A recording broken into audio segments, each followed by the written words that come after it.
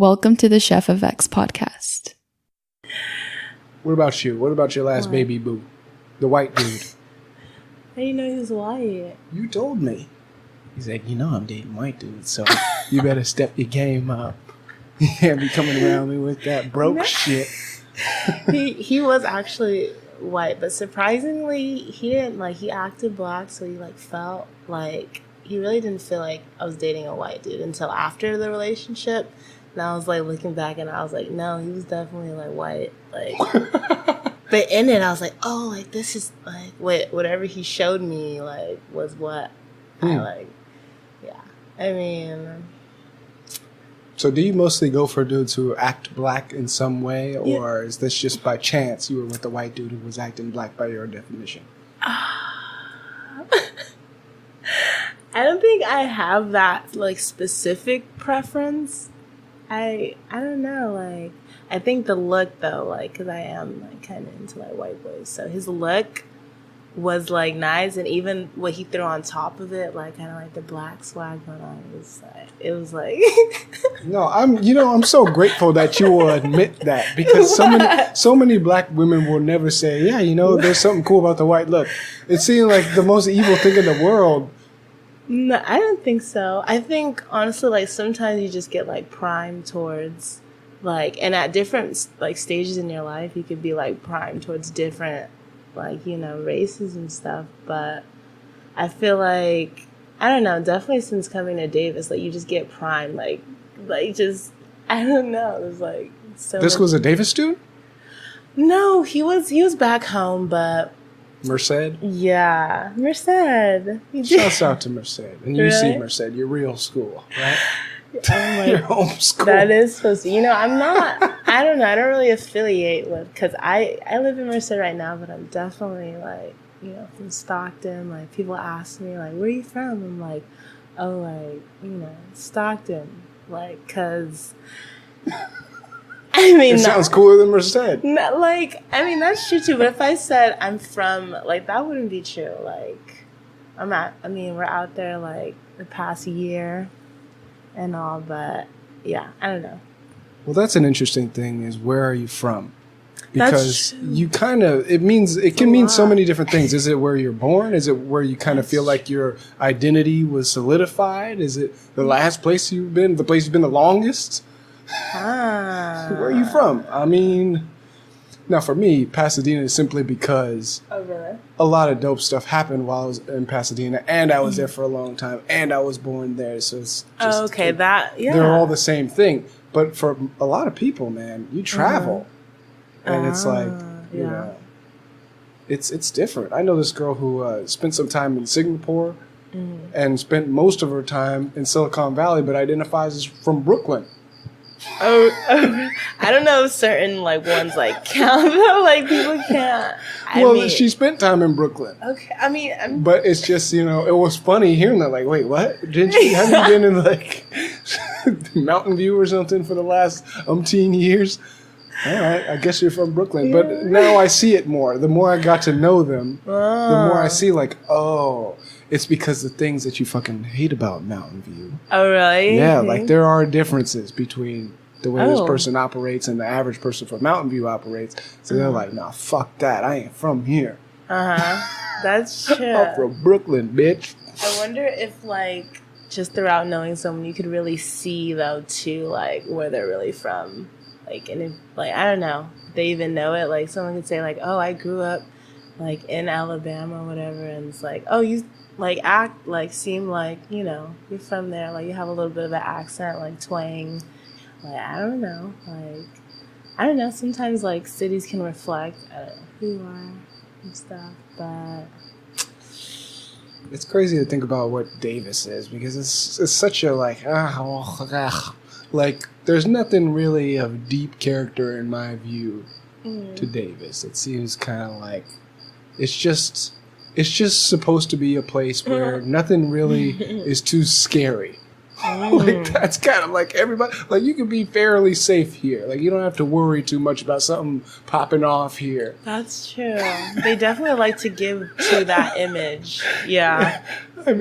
I know a guy who worked pizza delivery for several years in Davis. And he said, there's only two people in Davis. There's a student and a rich white person. That's it. Yeah. There's nothing in Davis. Oh, that is honestly, that's so true. Like, and it's kind of like, I don't know, I feel like it's kind of messed up a little bit to like really wonder, like, because sometimes people are here just to like chill, and if like not affiliated with the school or like, you know, already like made, and it's like, you kind of wonder, oh, like, what are you doing here? But I mean, that's their, you know, like, business. They're like, whatever they want to do in life. But well, it's weird that it's a bike city. That's one of the things that kind of makes people, huh? What? It's like, oh, everybody's on bicycles. You see people. Now, here's something. Is it safe to be on the side of the road with a fucking bicycle and a baby being carried behind? You know, that can't be safe. That can't be. Like, how is that okay? You should have to have some more protection around that baby. I do too. Yeah. I mean, they're definitely like, I don't know, like natural out here. I don't know, whatever the fuck that means. But people definitely are like on the more adventurous side and whatnot. But there's Hummers and shit dipping by the baby. Oh god, you have like splashed on his face. You have like the college like students, like frats, like speeding, I don't know, past them in like packed vans. I don't know. Drunk people, football players, volleyball players. There's a lot that goes on, honestly. Like just joggers are dangerous sometimes. That's to babies. That's true. They're definitely on the back, like holding on for sure. But no, that's funny. It's a weird place. Yeah. When you think about your life, you know, beginning, the end, the middle, what's the meaning? What is the purpose? Wow. That's pretty. You know, I'm like in a, I don't know, stage right now where I really am like figuring that out. Like, I don't know. I feel like I'm in a weird spot right now, like, and I don't really know, like, what You just graduated, right? Shouldn't you have some kind of optimism about the future? You're a black person with a degree. I kind of, like, to be honest, like, don't, like, or don't, I don't know if it's, like, I don't know. Like, I had my grad this past weekend, and it was, like, kind of not fun, like, to me. What? It just was not, like, fun. Like, I ended up just having to like smoke right before that show. I was like, dude, I just woke up. I just woke up kind of like, I don't know. I don't really know the word for it, but it was just like too, I don't know. Like, I just feel like I got through it, and I'm here now. And yeah. So let's go back a little bit. You know, you're a little baby. I'm sure you're growing up in a family. The fact that you're at Davis, you're growing up in a family where they're telling the baby, okay, you need to be a doctor or a lawyer or something. You need to go to college. And you're just nodding your little baby head. Yes, okay. Yes, I understand. This is my obligation to the family. Yes, sir. You get into college. You choose a major. What major again? I think you told me it was psychology. Mm-hmm. Okay, you choose psychology, the number one major. We're number one. Really? You think so? I think most people who go to college, it's either that most people who go to college major in psychology, or it's that if you look at which major has the most people with psychology, it's probably the second. Mm-hmm. Anyhow, it's a great thing to study. Obviously. Yeah, thank you. You major in psychology. You go through all the classes, the bumps, the bruises. Did you enjoy going through psychology? Honestly, like, I kind of, like, loved it, too. Like, I really loved, like, learning, and, like, I think I kind of like being in, like, the in-between. I don't know. But whatever. You mean the in-between as in you're going through classes, but you don't have a specific direction or something like that? Yeah, I'm going through, like, I'm headed somewhere. Okay. But you know, like, and it's what you're supposed to do. So you're on the right track. And honestly, you could do whatever in between while kind of still on that track. I feel like being a student is like, it's like one of like, you know, the best parts too of, you know, just like life. I feel like there's a lot of shit you can get away with. Like what? I mean, you can get away with like just not doing shit. Like you could not do shit, like still maybe do like your homework, and like you're in school, like you're in college, like, you know, like you can get away with shit. I feel like morally too, honestly, like I'm just saying, you know. Yeah. I feel. Well, it's definitely not the same pressure as a 9-to-5 job. Yeah. Where it's and plus the things that you have to do are things that you probably want to do, or at least a lot of them are. Like some of the worst shit you have to do is writing essays, maybe late at night. But think about it, you get to learn how to express yourself better. I think it's true. So it's like you ultimately benefit from all the shit that's even the most annoying shit you have to do. It's something that benefits you a lot of the time. So it's like, well, how bad is it? Meanwhile, people are laying bricks and just sweating all day, stuff that they really don't want to do, but they have to. Yeah. I think that's a crazy, crazy, crazy lucky thing. It is. Like some people get to do that. You know, I think that's true, and like I know, like, we definitely like to complain about it. Like, complain about... Who, me? No, just, like, college students in general. like to, I don't know, complain about homework and, like, not enough sleep. But I think in the back of, like, honestly, everyone's, like, mind, they, like kind of like that joke. Like, I don't know. Maybe it's just me, but, like, I do. And, like, when you're stressed, like, college stress, like, oh, like, it's okay, like, to be, yeah. Well, and people don't realize that they'd be stressed anyway. Like, it's not like, you know, if they weren't in college, everything would be all smooth sailing. They'd be probably more stressed. You're man, I'm so stressed out, man. Like, dude, you would have been stressed out no matter what the fuck you would have been doing. You just would have been stressed out about something else. You're right. Like, now, like, if I'm stressed, like, that's, like, life stress. Like, that's, I don't know, like, I don't know, college is, like, you could be stressed and that's, like, life, I guess. But, I don't know, maybe I haven't had enough, like, stresses outside of, like, college to know that, but... Well, they're gonna come. You think? Oh, I feel like they already came, like... Now that you've graduated? Ooh. I'm really asking people, like, what are they, like, doing? Like, because I might just, like, follow exactly like that. Like, I, you know, could be, I don't know. Yeah, it's definitely a interesting part of life. Okay. So, you're in college, you're in the in-between, you're enjoying it, you know. Parties, sure. Before the parties, what was it about psychology specifically that kind of turned you on or lit a spark? Did you have specific career goals in mind, or you wanted to explore? What was going on? Like, you know, before psychology, honestly, I feel like I've always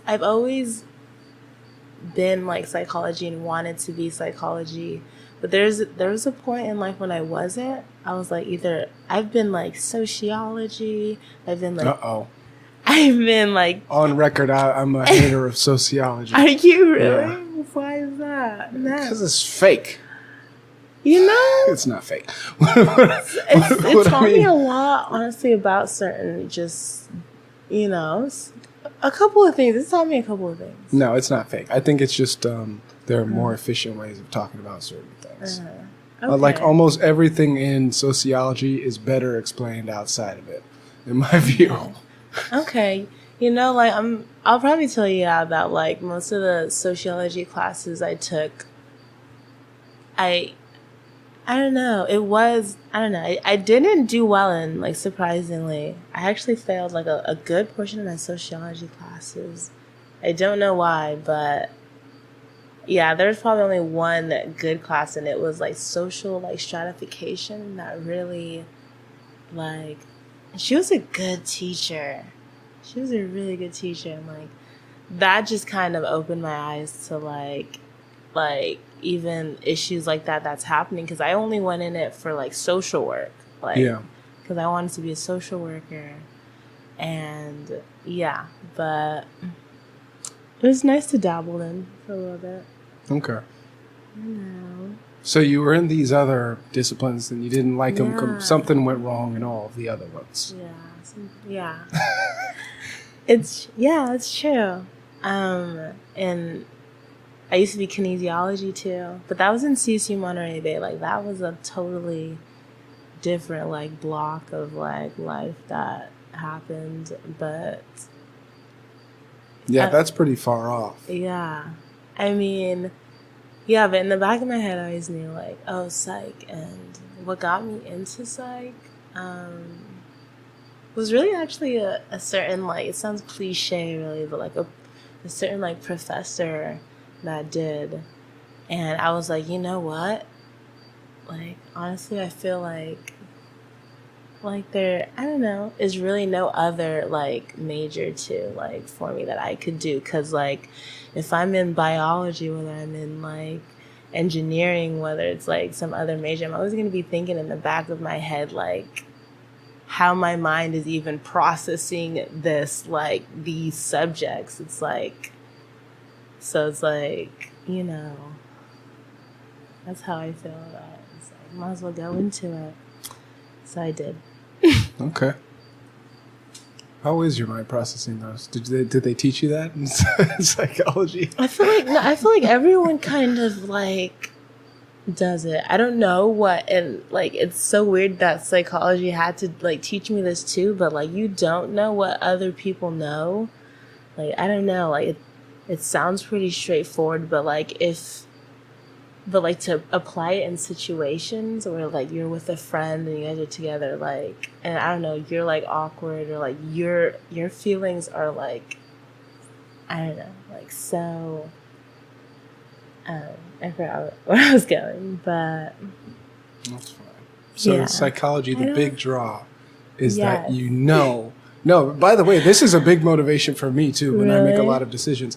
Is that no matter what decision you make, you're going to be wondering and worrying about, oh shit, that other one. I think that's true. I mean, some people definitely like think more than others. I feel like I don't know that because you don't know what other people, know. And like, I don't know, I feel like I'm going to get like so into it.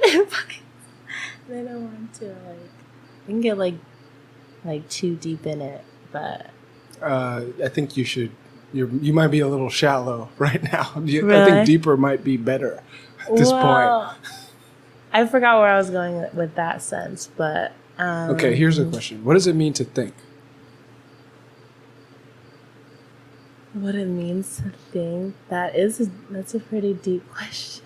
But you're a psychology graduate. I'm a young quasi-philosopher. I've given this some thought. You've given it some thought. So, what is thinking? I think thinking, like, it, like, what it even means to be, like, conscious, like, honestly. Like, which is crazy because, like, I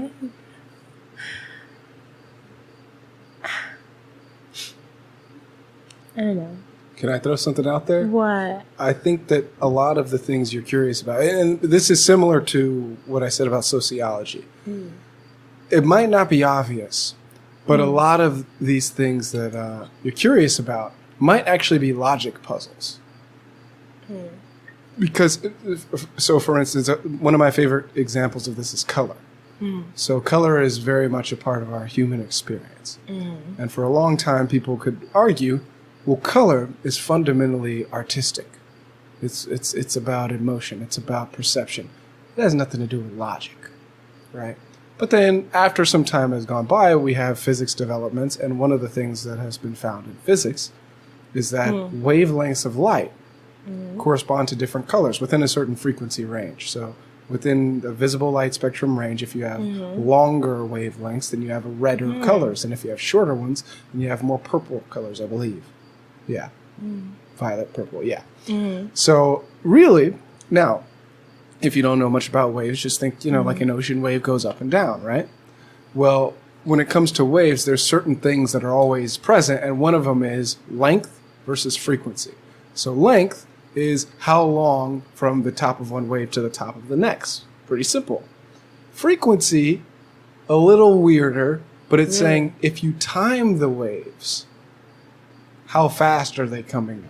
Basically, how frequently do you see the top of the wave? What?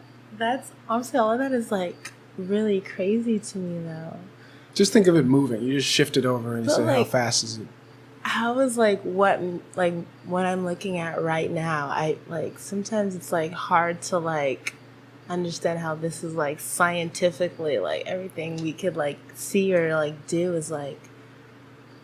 Right. So I would argue a lot of physics addresses some of these psychological curiosities that you have, but it's not obvious that you would go to physics for that.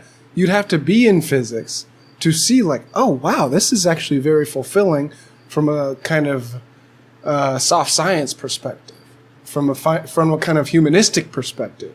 But you have to be in it to get that. It's very rare that people talk about those types of things through the lens of the hard sciences. But I say all that to say, when I ask what does it mean to think, I'd say that's another one of those things where it's an experience. So people assume, oh, well, I have to go to psychology to understand that. I have to go to, this, I have to go to that. But it might just be pure logic can give you the deeper insight some of the time at least. Or at least help you make some headway in answering that question in a way that is not immediately obvious, That's true. Do you feel like the kids in these physics classes are are trying to apply it like that, or you feel like most? No, not at all. No, I'd say probably maybe 25% from what I've seen. But then again, I didn't go to a top tier university. Maybe if you went to, the MIT physics department or math department or whatever, or Princeton, then it would be a higher percentage of people who are just generally curious. And many of the top performers in physics are generally curious. But then there's other things where, you can get someone who's only interested in computers, for instance. That happens a lot too. There might be a lot more of those people than there are people who are saying, what is the meaning of meaning? And they're studying physics. But the top performers are usually like that. Oh, that is crazy. Honestly, that sounds like you could get into some pretty crazy stuff when you have like a curious, person like that. You could. I've never really thought of it like that. That's so true. I mean, the shit is deep. You know what I'm saying? That is deep. Honestly, I'm thinking psychology is but honestly, psychology too is even so abstract, honestly, sometimes that probably physics or some harder science can really By the way, hard science, I think, I don't think it's more difficult. I think it's just that the standards are more strict. That's true. That's true. When they say I don't know, when I think hard, I feel more concrete. I don't know, hard, soft. Yeah. But people do feel STEM is you're STEM, you must be so smart, must be so hard. I think the classes are difficult. You think? Yeah. But I don't think the material itself is more difficult. So one of the big things to me that's the most obvious way that you can fuck up the material in a class is timing. So if you just learn something on your own, at your own pace, there's no time requirement. You just move on to the next level. Think of a martial art. You move on to the next level when you're ready for the next level. But if you were to time a martial art, it will be harder because it's okay, you got to be a black belt by this time. Wait a minute. What if I'm not ready to move up? Well, that means you just fail and then you don't get to move on. Well, that's fucked up. If you just give me more time, give me 1 more month, and then I'll be ready for the next level. No, you need to do it in time. So the timing can fuck up the material because in class, now you have a time limit in addition to things that maybe are pretty far away from your normal intuitions. So in my view, the thing that makes physics and math quote unquote more difficult is just one word: intuition. That's it. And intuition, it's naturally, what do you think? versus what's true. Sometimes they're the same thing. Sometimes what you naturally think is true. But the farther and farther out you go, the less likely that's going to be the case. It has nothing to do. Your imagination is basically a model of the world that you've been exposed to so far. But as soon as you go beyond that world, a lot of that shit that's in your head doesn't matter. Like, just think about going from one culture to another. Oh, this is the way we set the table here. Okay, try that in a new place. It might not be the same way, right? So there's nothing about what you're doing in your house that should dictate what anyone outside of your house is doing. It's just a different culture. That's true, too, in the physical universe. For instance, stars. Have you ever been inside of a star? No. So if you're trying to imagine what's going on inside of a star, your intuitions are going to be wrong, probably. Oh, my God. Do you think there's, like, really stuff going on? Like, oh, yeah, there's definitely stuff going on inside of stars. What is... But it's going to be hard for you to imagine. So anyhow, why is intuitions the one word that separates it from everything else? What is intuition? It's like whatever you naturally think is true. It's you can think of it like your default settings when it comes to certain things. Like, here's an easy one. If I were to roll a ball, does it come to a stop? Yeah. The real answer is no. The intuition is yes, right? So the real answer is it doesn't stop unless there's a frictional force. But in our normal world, the ground, right? In our normal world, there's always a frictional force. But there are situations where you can roll a ball without a frictional force, and then it never stops. Is that so? Yeah, like in space, you throw something. If you throw something in space, if you throw something up, does it fall down? Yeah, because we're in a gravity field. But if you're not in a gravity field and you're in space, you throw it, does it come back? No, it just keeps going in that same direction until some force acts on it. But we're in an environment where it's always acting on us, so, you know, if you're black, you go by, you're driving a car and the police is behind you, are you going to get stopped? Yes. But that's not generally true. That's true. The answer is actually no for most people. Yeah. It's just true for you because you're always black. That's true. And that's like, goes back to like... Your intuitions about police are wrong. Huh. That's true. You have they're right with respect to, So, being a black person behind the wheel, but not in general. I think, too, it dates back to like whatever like social media is like, or not social media, regular like media is like, puts in your head. I don't know. Like, so it's all like perspective, really, everything sometimes. Well, the problem with it is in physics, there's nobody who's telling you about, there's no social media for the black hole. So the thing that you're trying to learn about, there's nothing in your normal world that will inform you except other physics. So it's like you just have to rely on the stuff from that subject. That's the only thing you can rely on. Nothing from your life is going to help you. But we need people, like other people, to like figure out these like other like physics things going on. Like, so we I can understand. But eventually you reach the point where nobody knows, and then you can only rely on the physics. All right. How do like people like figure out these things? I don't know, like forces and like gravity. I feel like it should be almost impossible. I feel like you and me are like sitting here, like looking around, like what could we use? I don't know. What would we need to figure out like how far, like, I don't know, a ball, like, will, like, how do these people do it? So what most people do in most disciplines in college, the way information is figured out is basically by asking someone else, right? Like, basically there's somebody at the end of the chain who knows, and then you just keep asking till you talk to them, right? And how do they know? Well, hopefully they did something to figure it out. But in the sciences, what's different is you're not talking to people as your central thing isn't, in theory, talking to people. It's running an experiment, and the universe is talking to you through the experiment. Oh my God. So basically you're saying, how is the world? Then you set up an experiment where the world has to show you how it is. You're not asking someone, hey, what do you think about that? No, you're saying this experiment, if it's set up properly, the world will have to show me The universe will have to show me how it is. There's no other option. The only option is it either does this or this. So whichever one it does, that is what it is, you know? And thinking in terms of experiments changes the game, because now you're not going off of credibility. You're not going off of trust. You're not going off of another human liking you or not liking you. You're going off of pure data and pure experimental setup. There's so much work that goes into how do we set up this experiment. So when you go through the program, you learn about previous experiments that have been set up that led to the results that we know today. Wow. So then by the time you finish, you have a good idea of like, oh, these are all the things that have worked in the past. So if I want to find something out, then I'll just use one of those strategies.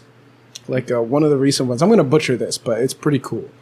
One of the recent ones was the discovery of gravity, or the kind of proof of gravity waves.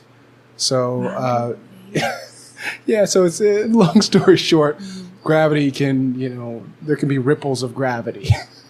And so, again, how would you know? Who do you ask to find out? Well, are these things actually real, or is it just bullshit, right?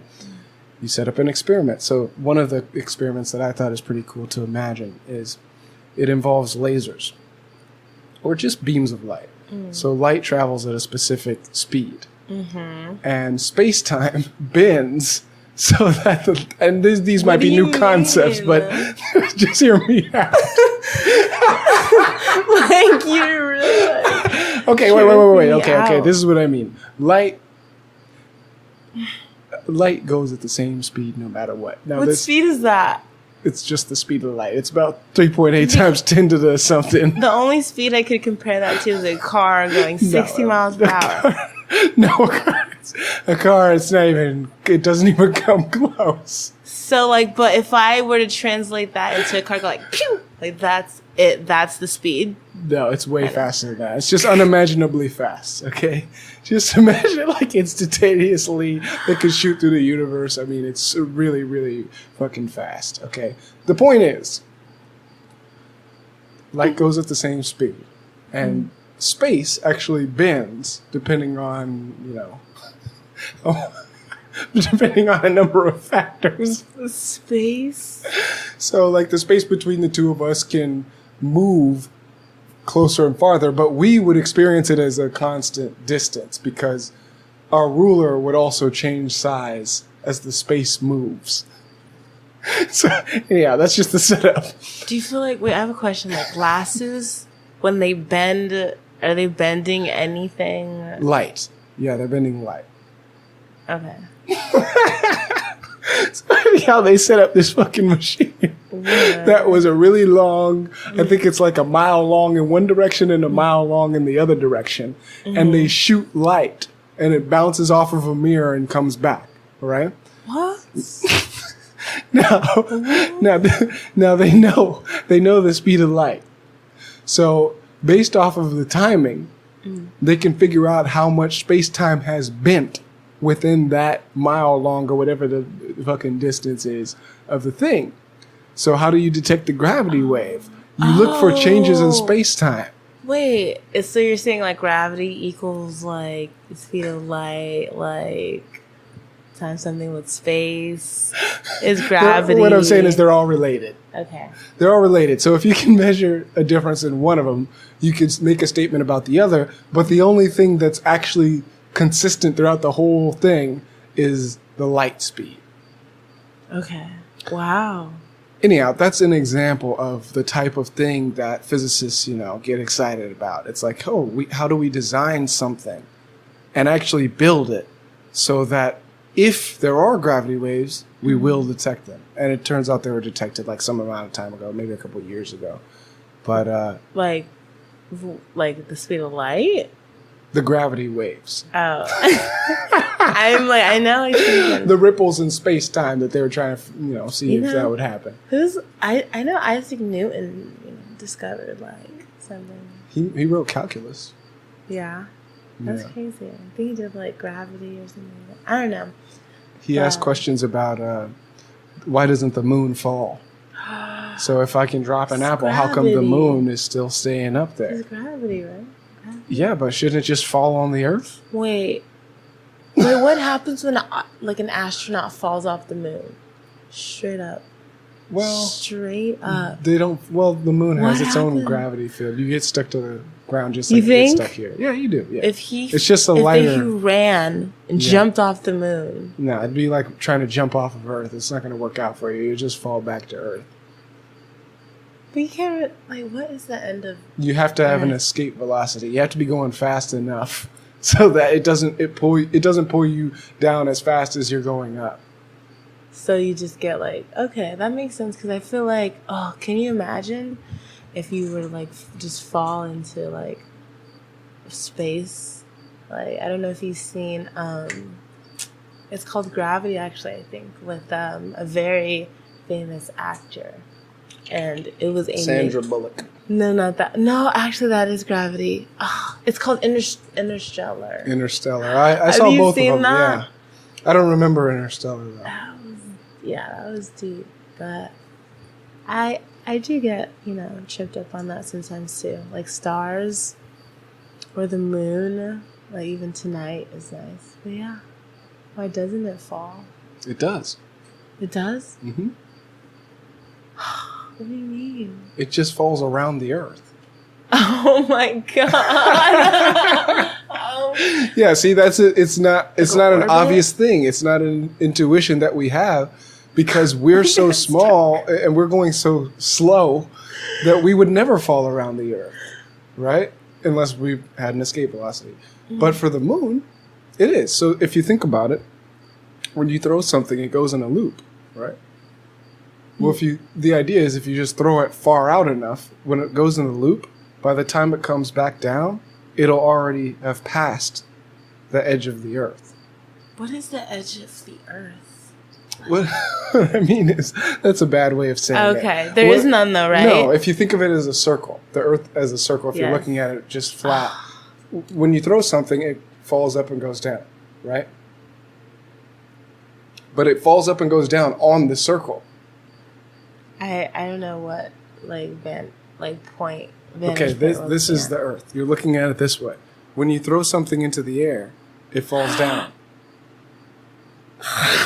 But if you throw it high enough in the air, when it falls down, it'll just fall around. Wow, really? Is that what orbit is? That's what orbit is. Satellites? Maybe we have some satellites in an orbit. We definitely have satellites in an orbit. You can download my podcast by using some internet that is in some way connected to those satellites in orbit. Really? Yes. I'm very interested. I want to hear more about things here. About the worst majors, engineering and physics and let me tell you some math stuff, because I feel like math stuff is the true You're so right. It's the true gem amongst all this other stuff. Because it's so fucking it's so far off. Like there's no way in. There's no way into math except math. But once you're into it, then you realize, oh, this is actually just as exciting as the rest of this fuck. You keep looking over here. I feel like somebody's about to run in this house. No, do I? Yeah, I'm like, dude, what the fuck? No. What the fuck is going on behind me? No, that's scary. No, you're good. Okay, so where was I? Okay, so Newton wrote calculus. Mm-hmm. Have you ever heard of calculus? You know anything about calculus? I took pre-calculus. Can I just tell you can I spoil it for you? There's only two ideas in it. What do you mean? There's only two things. Everything is based on two things. What do you mean? Yeah. So, you know how in geometry you have different shapes and you can find the perimeter and area and stuff like that? Mm-hmm. Calculus is just geometry with stuff moving. What is calculus? That's what it is. It's just geometry with stuff moving. But... arguably, it's algebra with stuff moving, but I prefer to think of it as geometry. You mean like motion? Yeah. So you know how to find the area of a circle. Mm-hmm. Well, imagine the circle was growing. That's calculus.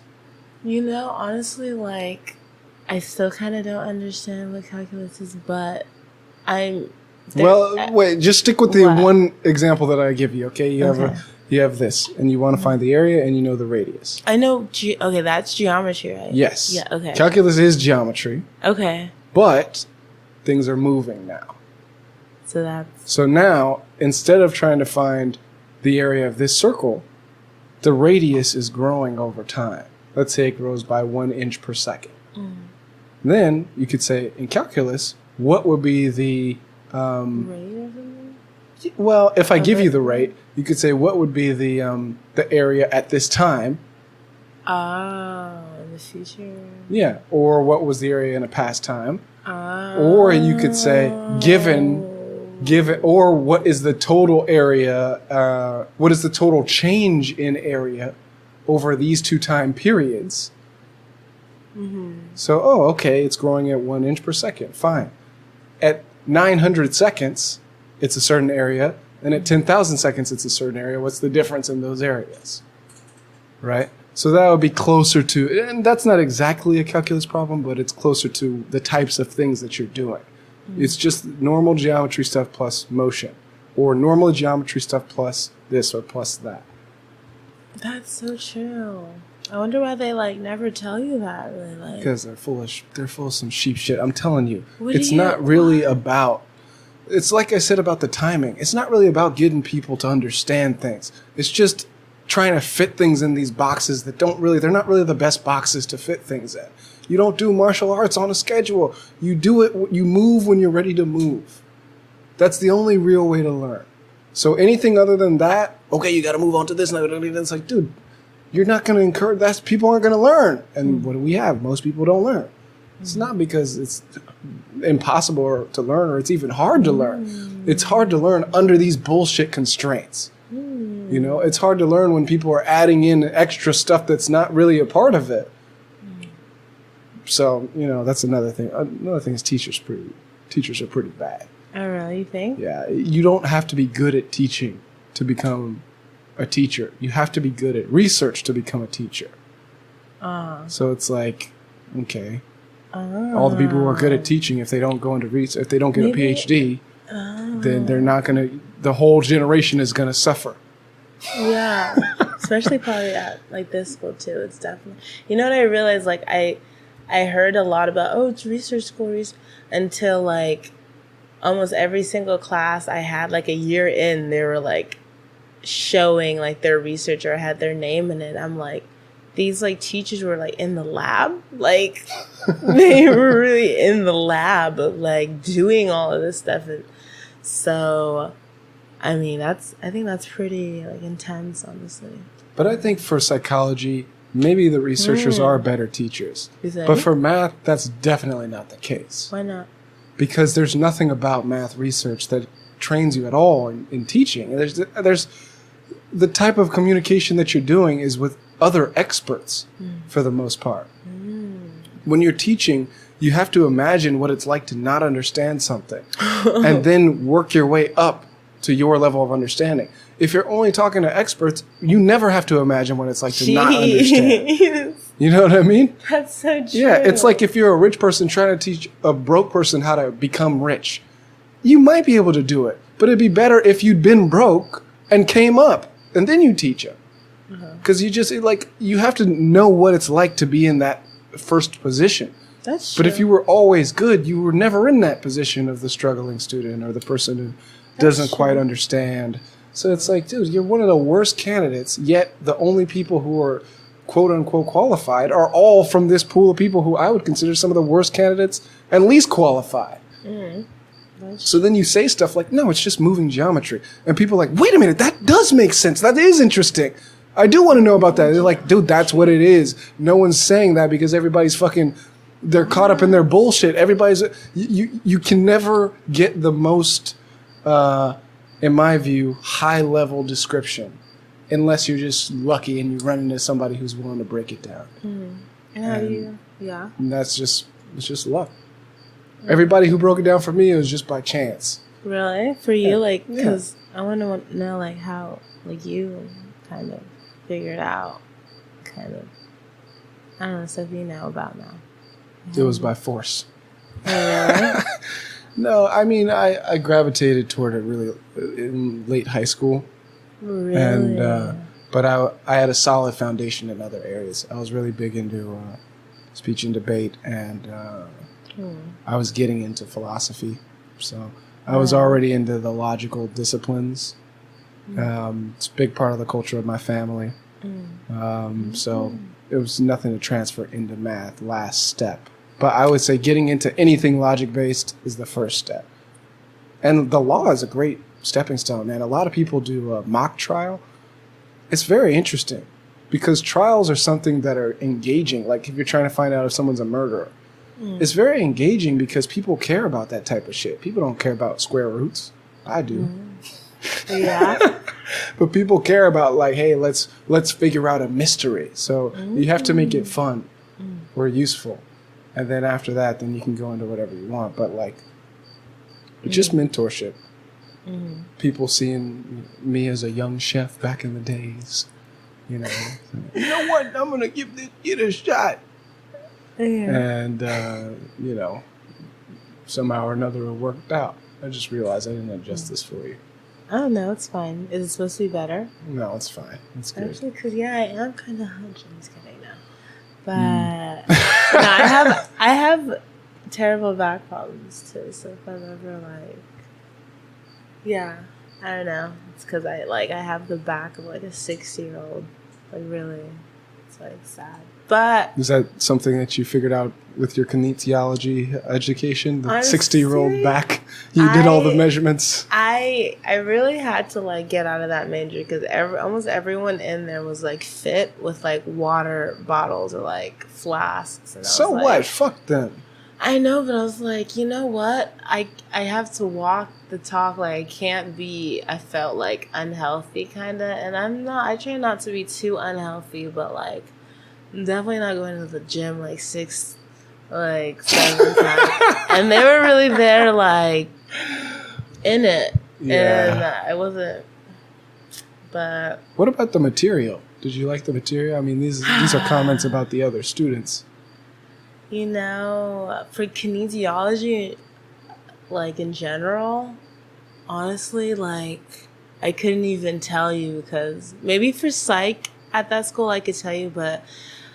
Like that's, I don't even remember like the courses or anything. Like I think I was in it for like 1 semester, and when you're not interested in it, I don't know, you just do it and then you forget about it. But I don't remember. I was too at that school, especially focused on the people, honestly too, or like.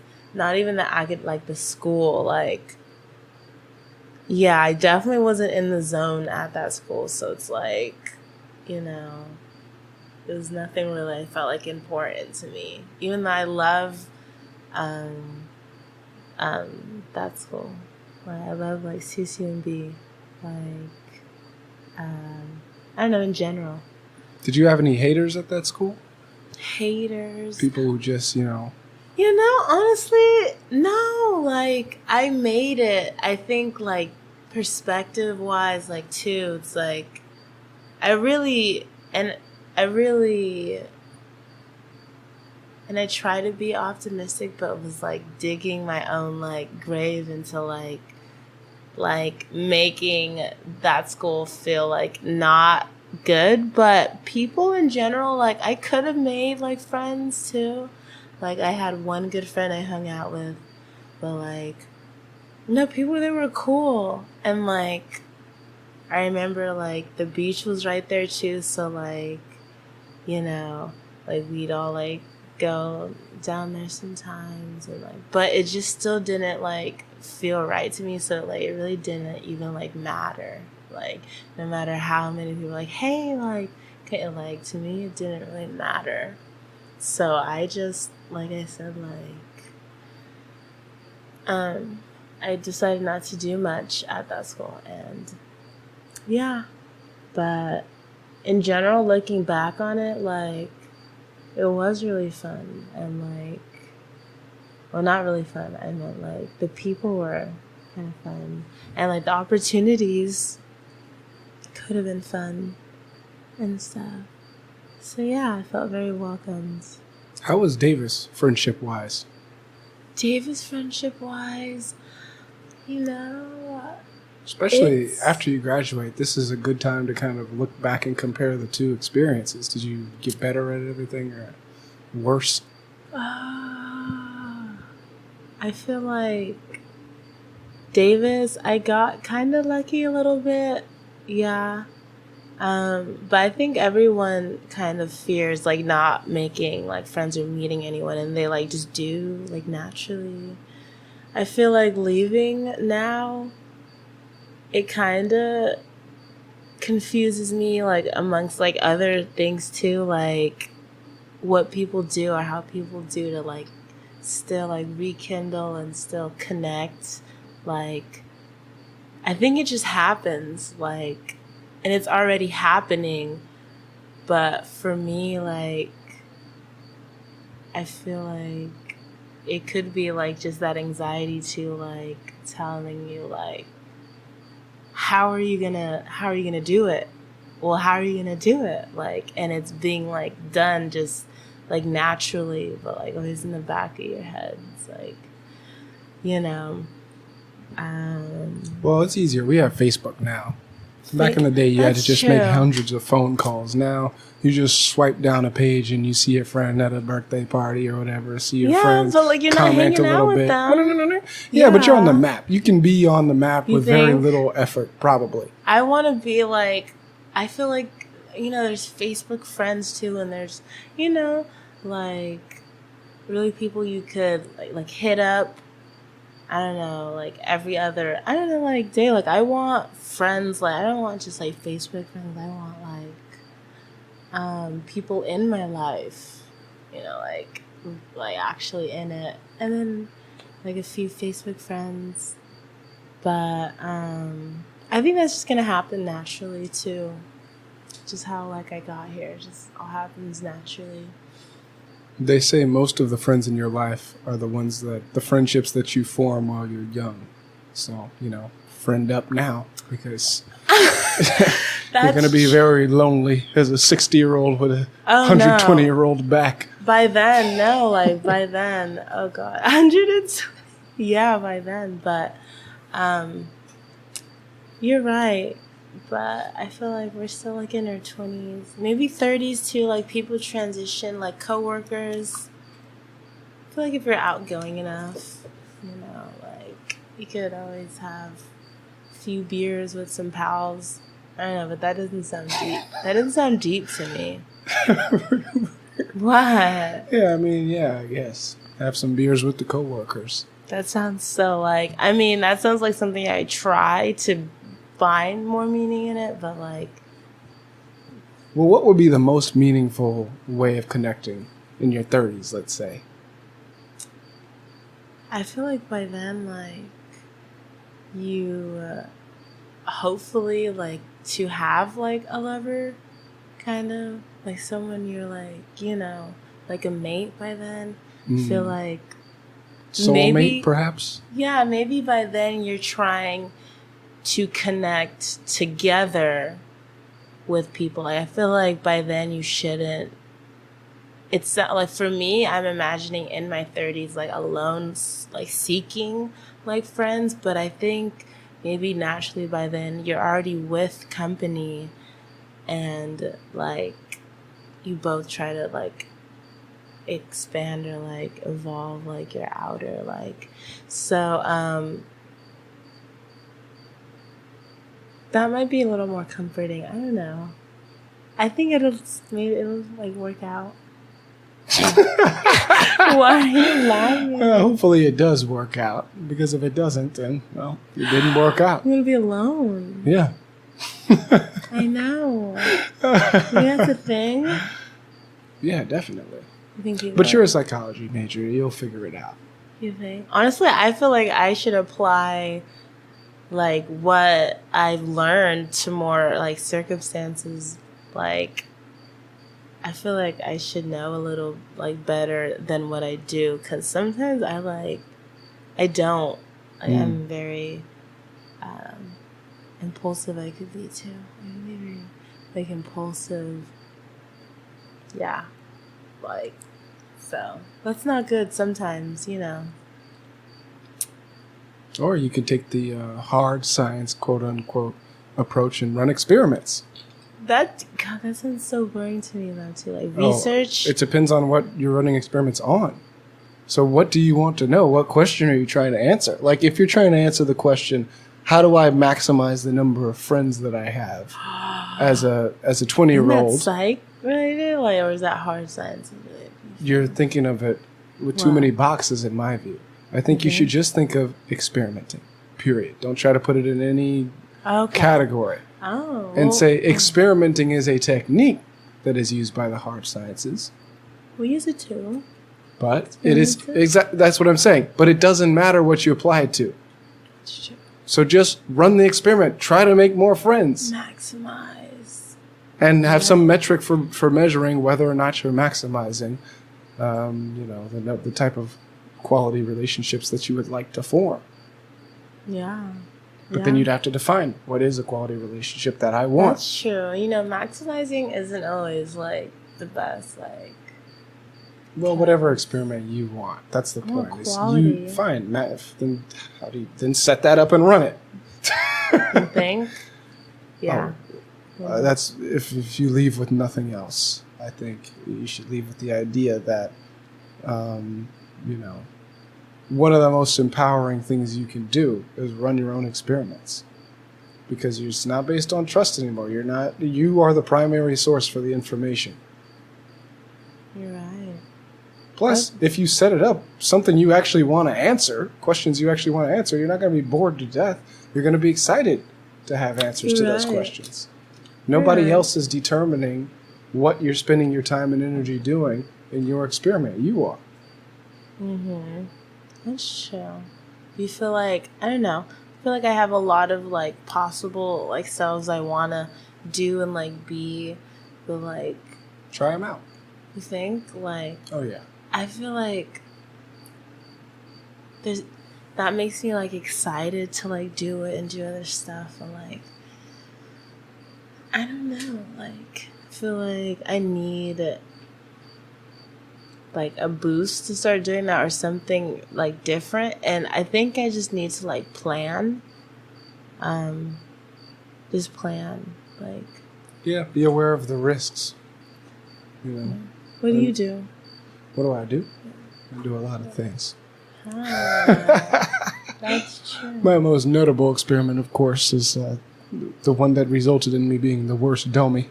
Oh, that's true. Which is basically the situation where I saw that there was a possibility for some foul play. So I said, no, I can ask if there's foul play. Or I can just run an experiment where I will definitely know for sure, without a doubt, whether or not there's foul play. So I just ran an experiment. Turns out there was foul play. So you quote that like experiment, huh? I feel like that was like an experiment. It was definitely an experiment. It was well designed too. I don't get enough credit for it. You think? Oh yeah. I wonder how you did think of that. Like, we could go through it from A to Z. Yeah. If I showed you right now and broke it down, there was no way you would have known what I was doing. You think? And you would agree that what I did actually answered the question. Undeniably. There's not even a shadow of a doubt now. And it protected me, which it was supposed to do. Yeah. Yeah. I hear, like a lot of that of it, I guess, You'd have to go into all the details. You can't just skim over the top layer. You'd have to That's really probably what happened. Like, there's honestly, like... No. That's a part of the experiment. Being the most hated domi is an important part that has to happen in order for me to be protected.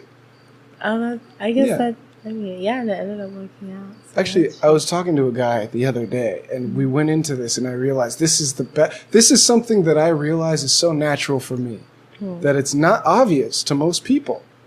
So he said, sometimes it would be nice, like sometimes what I want is to make somebody else happy. And I said, really? That's what you want? I don't think that's what you want. He said, well, what do you mean? I said, well, he was in a situation where he had someone above him that was saying, hey, it would be very nice if you take on extra responsibilities. and he didn't want to take on those extra responsibilities, but he said yes because he thought he would make the other person happy. But then what happened? He bit off more than he could chew. He couldn't fulfill the responsibilities. So now the person is mad at him, not because he didn't do it or he didn't commit to it, but because he did commit to it, but he didn't meet his own commitment. So it's like, okay, I need 3 bagels. Okay, I can do it. And then he only shows up with 2 bagels. And I said, well, you said you could do 3 bagels. You only delivered 2. Now I'm mad at you. So he said, yeah, I just wanted to make him happy. I said, well, sometimes the right decision will involve other people not being happy. He said, no, I don't understand. He said, well, think about it. If let's say he actually wants 3 bagels. If you say you can deliver 3 bagels and you can't, there's no way you're possibly going to make that person happy. He might be a lot happier if you say, you know what? I can only deliver 2 bagels. Or you know what? I don't want to deliver any bagels. Because then you're meeting his actual expectations. But if you're not meeting them, of course there's going to be unhappy, right? The way this guy is imagining it, it's like, if I don't do this thing, then I'm going to be in a worse position. No, you're in a good position if you say, I can't do that. And then you don't do it. Because now what you're saying is consistent with what you're delivering. Before, you're biting off more than you can chew and you can't do it. And it turned out he wasn't even like cooking bagels. He liked making cupcakes. I said, dude, start a cupcake business. Tell people I can cook 12 cupcakes and then actually deliver to people who want 12 cupcakes. So don't say, oh, well, I secretly want to do cupcakes, but I'll just say yes to bagels. No, say yes to what you actually want. Now, if he does get mad that you decided to go into the cupcake business, guess what? You're also making somebody happy by going into the cupcake business. So why are you upset by that guy? Yeah. You're focusing on things that aren't even to your own advantage. Sometimes, look at any freedom fighter. Sometimes people were mad at those freedom fighters, right? I think we should have more equal rights. Fuck you. That's the norm. Sometimes it's supposed to be that people are mad at you, and you do what you have to do despite the people being mad at you. So it's not a failure if people don't like you. People not liking you or liking you actually has nothing to do with your goal most of the time. You want equal rights? That's what actually comes with it, is that people are going to fight. Right? Now, in my case, equal rights wasn't my interest. It was actually understanding details of the adjudication system. Whether or not there was a punishment system. So whether or not there's any foul play. So are people skipping steps? Are people looking at things they shouldn't be looking at, ignoring things they shouldn't be ignoring? What is the due process if there is any? Are there any policies or procedures being violated as a regular thing? Are there any secrets being kept? All these things turned out to be true. Right? So it wasn't even a waste of time, right? Plus there was a safeguard if it was a waste of time, which is just to say, oh, okay, no foul play. Great. I know. There's nothing bad about that. It's nothing bad if you have a restaurant inspection and there's no rats in the restaurant. There's nothing wrong with that. It's just a routine inspection. But if there are rats in the restaurant, guess who's going to be mad? The owner. We don't want this inspection. Look at this evil inspector. Look at it. Like, dude, I'm not an evil inspector. I'm here to look to see if there's anything here. Now, if there's nothing here, you shouldn't be worried. But if there is something here, of course you're going to hate me. That's the norm. Yeah, I mean, that's true. It just kind of sucks sometimes. No, it doesn't. Because if you're an inspector, you know that the restaurant people don't like it. And you know that certain people are going to have rats. You really need that, like, esteem sometimes, too. Like, that self-esteem to, like, be able to handle all that, I feel like. Because someone that's, like, insecure or, like, someone that's, like, depressed or something has that perspective, like, ingrained that, like, oh, I don't know, everyone, like, hates me and, like... I've been paranoid. I had a psychotic break back in the day. I was in jail for a year.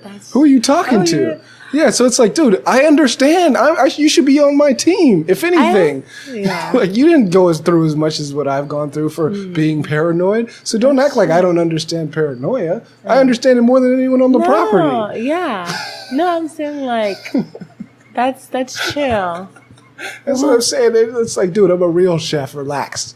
That's true. You're trying to paint it as a sheep and it's not working. Yeah. Give them the sheep tactics. That'll work. No, it's not going to work. It's not going to work. You're not going to scare away the inspector. You're not going to scare away the journalist. It's just going to be more stuff to write about and more stuff to put in the report. Okay, I went in, I saw rats, and they tried to stop me from seeing the rats, which is worse than just seeing them. You know? Or in my case, voted out. They voted out the inspector. Which is worse than me just giving you a bad rating. Oh no, that's true.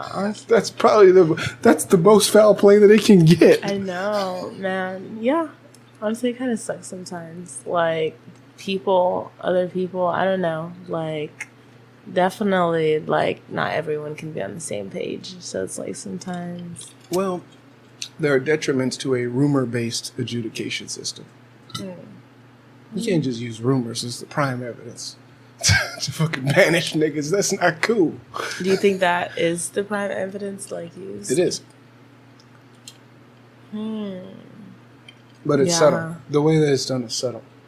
So you can do Very interesting. You can do it by using a platform which says there are certain cases where rumors are better than facts. That's true. I wonder if, like this seems like group, I don't know, like base, if there's like any like logic or like kind of like equation experiment that you could really like go through, because there's always like there's a reason for everything, and it's like it's social psychology. Two things right off the bat: obedience to authority and conformity. Those two things alone explain everything that's happened. It's true. That like that's so interesting, mixed with like, I don't know if there's like what emotions are being like used. Like, is this fear? Is it like amygdala? Your amygdala is a part of your brain that protects you. Yeah, it's the lizard brain. Oh yeah. Yeah, and the amygdala. The problem with it though is that when it's too excited, it can make it difficult to critically think. So if you have a situation where everyone is primarily using their amygdala to make decisions, then you're going to have failures of critical thinking at the same time. So if you have conformity and obedience to authority, all you need is one person who's in authority to be primarily using their amygdala to make decisions, and then everyone else has to. That's crazy.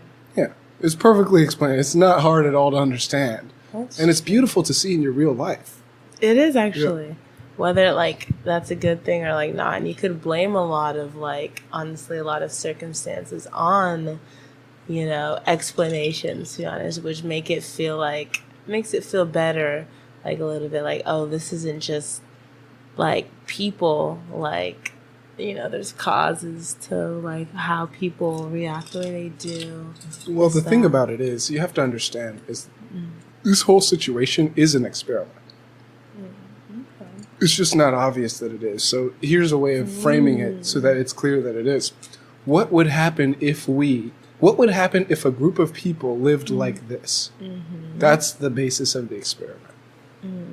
Yeah. Oh, just in general? Yeah. Yeah, so here's an obvious example, or here's an example that will kind of show you what I'm getting at. What would happen if you had a society where, let me make up something random. What would happen if you had a society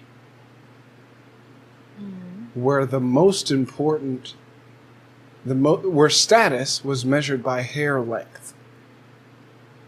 Okay, and then you just let it evolve. That's a type of experiment where it's very, very open-ended.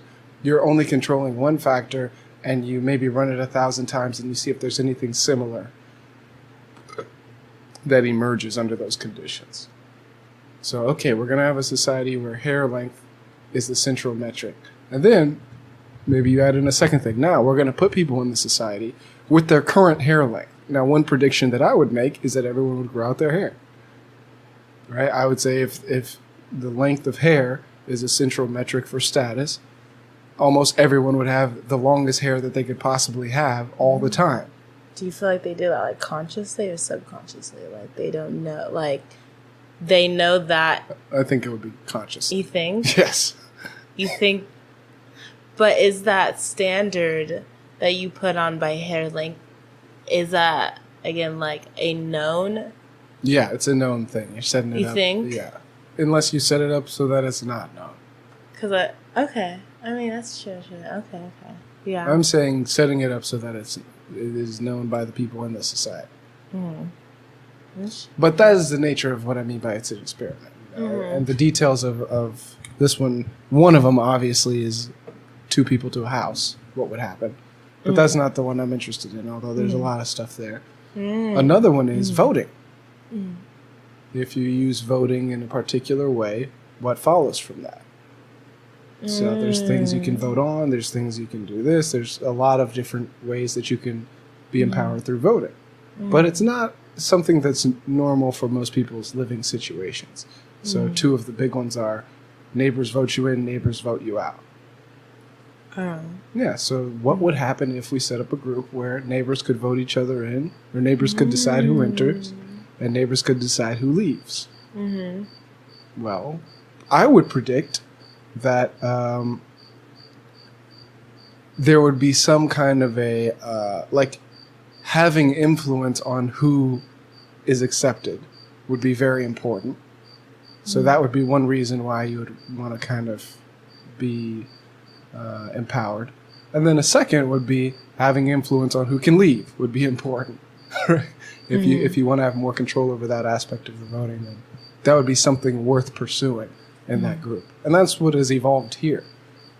Is that the two things that are the most, fought for are who comes in and who leaves. So because if you can control the population, then it's a lot easier for you to do what you want.